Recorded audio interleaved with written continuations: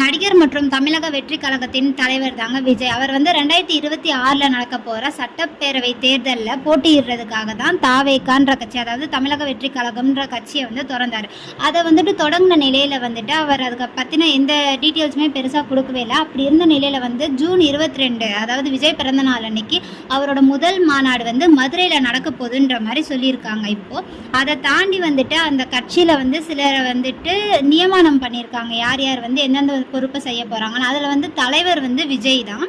அதை தாண்டி பொதுச் செயலாளராக வந்து புசி ஆனந்த் வந்து இருக்காங்க. இதுக்கப்புறமேட்டு இன்றைக்கி அவங்க வெளியிட்டதில் வந்துட்டு யார் யாரை நியமனம் பண்ணியிருக்காங்கன்னா, பொருளாளராக வந்து வெங்கட்ராமன், தலைமை கழக செயலாளராக வந்து ராஜசேகர், இணை கொள்கை பரப்பு செயலாளராக வந்துட்டு தகிரா, இவங்களெல்லாம் நியமனம் பண்ணியிருக்காங்க. இந்த இன்ஃபர்மேஷன் உங்களுக்கு பிடிச்சிருந்துச்சுன்னா நீங்கள் வந்து வீடியோவை லைக் பண்ணிடுங்க. அண்ட் நீங்கள் விஜய்க்கு சப்போர்ட் பண்ணுவீங்கன்னா வந்து கமெண்ட் பாக்ஸில் சொல்லுங்கள். இந்த மாதிரி நிறைய இன்ஃபர்மேஷன்ஸ் தெரிஞ்சுக்க நம்ம சேனலை சப்ஸ்கிரைப் பண்ணுங்கள்.